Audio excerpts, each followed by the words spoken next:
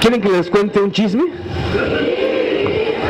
Este chisme es nuevo, calientito, y que tiene que ver con el inicio un poco de la participación de lo que señalaba Virgilio y el inicio del libro y de la historia de Peña Nieto. El caso Montiel ha revivido y está reviviendo de una manera brutal, a tal grado que los focos rojos en Toluca y en el PRI están prendidos ahora. ¿De qué se trata? Resulta que el señor Arturo Montiel se casó con una francesa, ustedes saben, ¿no? Maude Bersini, que fue su socia en muchas de las trácalas y de los robos que hizo durante su gobierno en el Estado de México. Se calcula, tan solo se calcula en más de 60 las propiedades inmobiliarias de Arturo Montiel, incluyendo un castillo en Francia, incluyendo propiedades y terrenos en sociedad con los hijos de Marta Sagún, porque además los corruptos son como... Los corruptos también son como cualquiera, se identifican entre ellos y andan juntos. Pues bueno. Exacto. Resulta que la señora Maude Bersini, que se divorció de Arturo Montiel, le envió en diciembre, del diciembre de 2011, a sus 3 hijos que tuvieron juntos, 2 gemelos y un niño. Arturo Montiel, que es un hombre como muchos hombres de la cultura de Toluca, machos, orgullosos, decidió quedarse con los niños y no devolverlos a su madre. Parece un guión de telenovela, no lo es. Ese es el verdadero show. La señora Maude Bersini, indignada, amenaza y va a la embajada francesa a decir que si Arturo Montiel no le devuelve a sus 3 hijos, ella va a dar a conocer los expedientes de corrupción de la que ella fue testigo y que conoce muy bien. Entonces, la embajada de Francia en México ya le envió a el gobierno de Rubiel Ávila una nota diplomática urgiéndolo a que tome cartas en el asunto, porque Arturo Montiel secuestró a los niños. Esto, que podría ser una historia de muchas tantas de desacuerdos entre parejas, tiene que ver con la médula de lo que va a pasar o de lo que puede pasar, porque aunque la señora Maude Bersini solo esté extorsionando o presionando, resulta que uno de los principales implicados en la historia de corruptelas y de corrupción de Arturo Montiel se llama Enrique Peña Nieto, porque él era el secretario de administración y tesorero del gobierno de Arturo Montiel. Porque además hay un parentesco, es sobrino de Arturo Montiel. Las malas lenguas dicen que tuvo también amoríos con Maude Bersini. No creo que lo dé a conocer la francesa. Pero bueno, esto, que es una verdadera telenovela, sería la telenovela que nosotros estaríamos viendo en la pantalla, porque tiene que ver con historias de poder, de corrupción, y va a generar un conflicto diplomático. De hecho, ya lo generó. La embajada, el día de ayer, la embajada francesa tuvo que emitir un comunicado donde admite que efectivamente hay una demanda de esta señora y que bueno, que el señor Montiel tiene que devolver a sus hijos. Y claro, la embajada no dice que tiene que devolver los millones que ha robado al pueblo del Estado de México y del país. Pero este es uno de los focos rojos que se ha prendido recientemente, apenas ayer, porque entonces habla de la enorme cola que tiene Enrique Peña Nieto y todo el grupo Atlacomulco que está descrito en el libro, ¿sí? Este es el origen del asunto. Televisa, que opera como si fueran los zetas mediáticos, van y secuestran a los políticos y les dicen: si tú no me pagas un convenio de miles de millones de pesos, yo te voy a exhibir en la pantalla como parte de la corrupción de Arturo Montiel. ¿Sí? Eso fue lo que hicieron con Peña Nieto. Le dijeron: si tú no nos pagas un convenio para que te manejemos la imagen, pues chulito, tú vas a aparecer como parte de la red de corrupción de Arturo Montiel, que Televisa solamente divulgó hasta que Roberto Madrazo, que era el adversario de Arturo Montiel en la contienda interna del PRI de hace 6 años, les pagó más y les operó para que se aprobara la ley Televisa. Es decir, Roberto Madrazo invirtió más dinero y le dio más favores políticos que Arturo Montiel. Eso no significa que Televisa tenga lealtades con Roberto Madrazo, como ya vimos que no las tuvo en el 2006. Significa que ellos se extorsionan porque tienen el monopolio de la opinión pública en México a través de 256 frecuencias de televisión abierta, el control de la televisión restringida, buena parte del control de los programas de radio, empezando por Oscar Mario Beteta y todos los de Radio Fórmula, que son también de la familia Azcárraga, y buena parte de los periódicos de este país que forman parte del grupo de gestión de la opinión pública que tiene Televisa. Ese es el poder de Televisa, el poder de derrumbar o de ensalzar. Pero ellos no ensalzan gratis, ¿ah? Eso fue lo que le dijeron a Enrique Peña Nieto: si tú nos pagas un convenio, entonces nosotros ya no te vamos a vincular con Montiel. Pero no solo eso, si tú eres más generoso con nosotros, tú que eres un chamaco que tiene un copete muy elevado y eres un perfecto desconocido fuera de Atlacomulco y de Toluca, no solamente eso, te vamos a convertir en la figura pública más conocida del país. O sea, jugaron también con la ambición y la vanidad del político, que como en la película de El abogado del diablo, ¿ya la vieron? Son los dos pecados capitales de los políticos, la ambición y la vanidad. Entonces le jugaron a la ambición y le dijeron: nosotros te vamos a convertir en presidente del país, te vamos a hacer trascender las fronteras de ese maravilloso pueblo que es Toluca, te vamos a convertir en el personaje más conocido en el país, y si tienes problemas con tu esposa, que a lo mejor para ese entonces no se había muerto de manera sospechosa, te vamos a conseguir una novia que te va a dar más popularidad, porque es una novia que además trabaja para nosotros, es nuestra empleada, aparece en las telenovelas y tiene una alta popularidad y se llama La Gaviota. Entonces imagínense al copetudo y la gaviota, o al gaviotón, como le empezaron a decir. Eso te va a subir como la espuma la popularidad. Y no solo eso, también te vamos a llevar al Vaticano para que en una sesión frente al Papa tú anuncies que te vas a casar y el Papa bendiga tu boda. Y como el 80% de los mexicanos se dicen católicos o se declaran católicos, entonces también te vamos a volver un niño bonito que se casa con una mujer guapa y que además es bendecido por el Papa. No importa si mataste a tu mujer o no, eso no es problema. No importa si mandaste a ocultar tus relaciones extramaritales, que eso les preocupa mucho. No, tú páganos. Tú fírmanos un convenio anual de 2,000 millones de pesos, que fue el último. Desgraciadamente no tengo los documentos porque se los cerraron a partir de que empecé la investigación de los contratos originales. Tú páganos y vas a ver cómo te va a ir. Te vamos a volver el candidato más popular del país. Y lo lograron.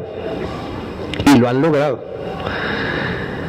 Ellos construyeron con una maquinaria que no solamente se basa en la pantalla, sino también en el manejo de las encuestas y de las empresas encuestadoras que dependen de Televisa para poder sobrevivir, porque el negocio de las empresas encuestadoras, ojo, el negocio de las empresas encuestadoras no es hacer su chamba, no es entrevistar a los ciudadanos y tomar el pulso de la sociedad.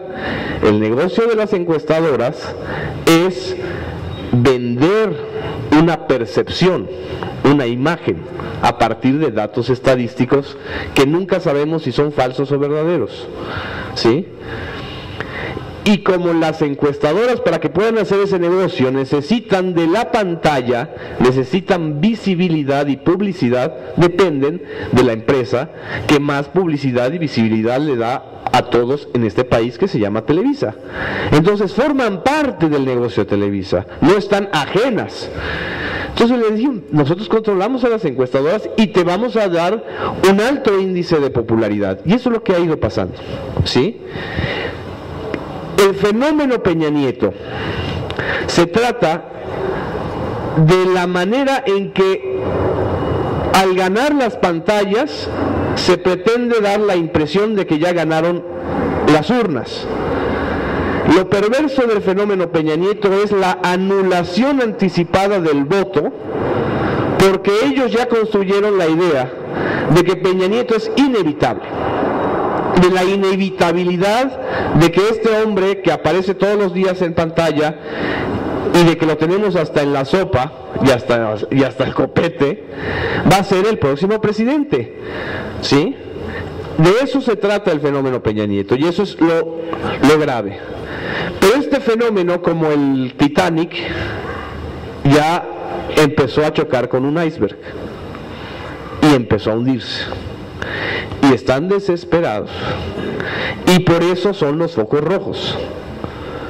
El iceberg se llama incapacidad, corrupción y negocios criminales. Son los tres ejes, ¿sí?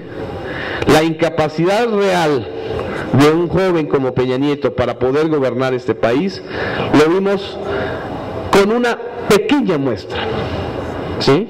Que fue el fenómeno de la Feria Internacional del Libro que mencionó Virgilio. El problema, como le dijo Carlos Fuentes, no es que el señor no supiera citar 3 libros y 3 autores. El problema es que es incapaz de gobernar un país. Porque quien no sabe leer, no solamente tiene una especie de analfabetismo funcional, sino tiene un desconocimiento de la realidad del país. Y porque a lo mejor lo más grave no es que no haya leído muchos libros. Hubo muy buenos presidentes en este país, como Lázaro Cárdenas, quizá el mejor del siglo XX, que no era un gran lector, pero era un gran conocedor de la cultura de este país y de la sociedad y de las necesidades de una sociedad que estaba saliendo de una guerra civil, y que necesitaba un país en desarrollo y necesitaba eliminar la pobreza. Pero eso ni siquiera se le pasa por la mente a Peña Nieto.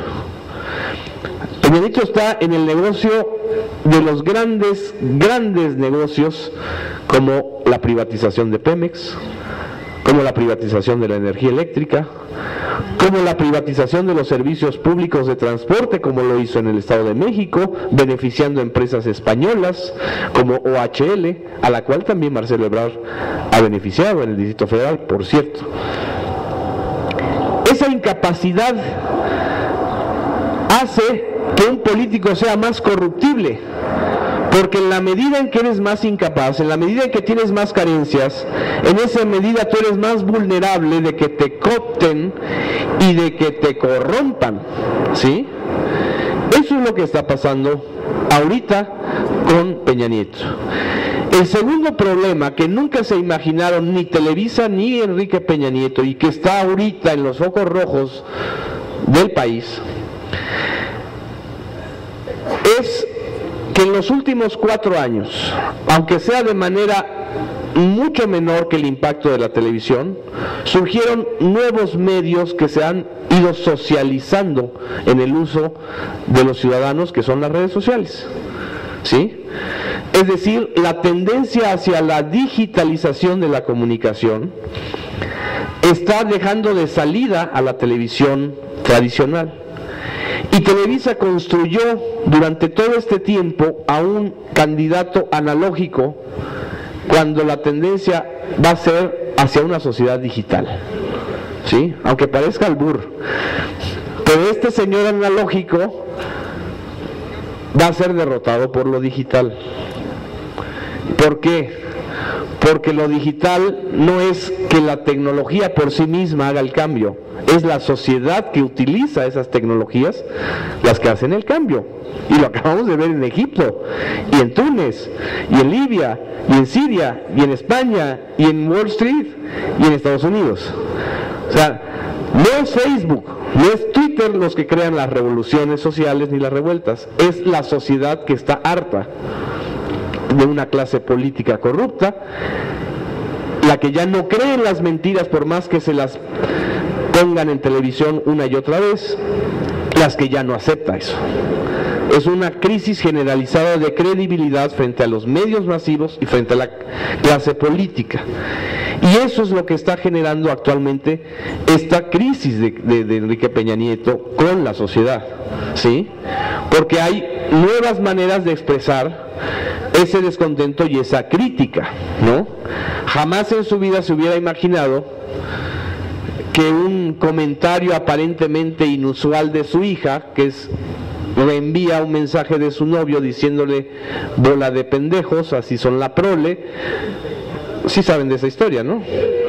Bueno, jamás se imaginó que los 2.000 millones que le había pagado Televisa se derrumbaran con el reenvío del mensaje de su hija, porque entonces demostró que si así piensa la hija, así piensa el papá, y si así piensa el papá, así piensa ese aparato político que lo está apoyando. Están conceptualizando o creyendo que la gente, por ser pobre o por tener escasos recursos, es prole y es pendeja, ¿sí? Ese es el problema. El problema no es que no haya podido citar solo 3 libros, el problema es que se mostró tal cual, en una frase. En una frase que además fue absolutamente, nadie la planeó. Ahí sí eso no pueden decir que fue un asunto de guerra sucia del PAN o de guerra sucia de Morena o de los simpatizantes de López Obrador. Fue algo absolutamente genuino de la niña. ¿Qué digan? Esta niña de 16 años, ¿no? Entonces, ahí es donde está la crisis actual. El otro foco rojo tiene que ver con el derrumbe paulatino de toda esta nueva generación de políticos priistas y hasta algunos perredistas y varios panistas que le copiaron el modelo a Peña Nieto y que también cayeron en esta trampa de los zetas mediáticos, que es Televisa. Creyeron que con pagarle millonadas de pesos a la pantalla se iban a ocultar las corruptelas. Y ya vimos lo que está pasando con Humberto Moreira, o lo que ya pasó con Moreira. El gobernador bailarín, que era muy duro y muy bueno para criticar y para salir y decir cosas, de repente tiene un expediente de corrupción porque endeudó a su estado Coahuila con más de 36,000 millones de pesos con documentos falsos, ¿sí? Pero no es solo Moreira el que está en ese problema, también está el gobernador de Hidalgo, o el ex gobernador de Hidalgo, Osorio Chong, también está la gobernadora de Yucatán, Iván Ortega, el gobernador de Quintana Roo, también está el de Veracruz, también está el de Tamaulipas, también está el de Puebla, también está el de Oaxaca, y todos son del grupo de Enrique Peña Nieto, ¿sí? Es el cártel de los gobernadores peñistas que tienen un grave problema porque no solamente destinaron a todos priistas y algunos perredistas y varios panistas, ¿eh? Es el problema de Cordero. Cordero quiere volverse el Peña Nietito del PAN y no le da, ¿sí? Y es muy probable que pueda ser el problema de Josefina, ¿sí? Y ya si me apuran, eso es lo que tiene que hacer Morena, que Andrés Manuel López Obrador no caiga en la tentación que le plantea Televisa, de volverse un candidato light, un candidato de spot. Yo estoy seguro que no lo va a hacer, pero hay que advertirlo, y hay que advertirlo a tiempo, ¿sí? Porque ese es el problema, justamente este es el problema. Con esto juega este poder mediático, que no es otro poder que el poder de los intereses corporativos y de los grandes poderes empresariales de este país, que están en Televisa. O sea, no es Emilio Azcárraga Gallán el poderoso, son los que forman parte de ese consejo de administración de esa empresa, los que les han dado todo, ¿sí? Entonces, yo creo, ya para no alargarme más, que este es el punto en el que estamos, que toda esa inversión que se hizo está ahora en riesgo, pero está en riesgo porque también hay una sociedad que está consciente. Es una sociedad que está consciente, que ya está harta, que no se deja engañar, que está viendo a los medios de otra manera.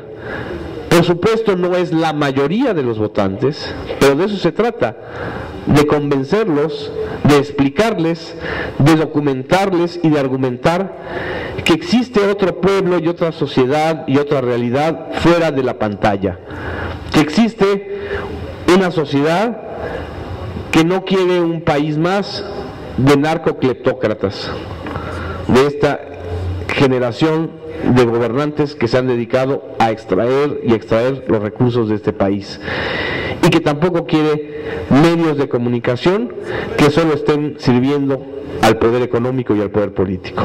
Muchas gracias.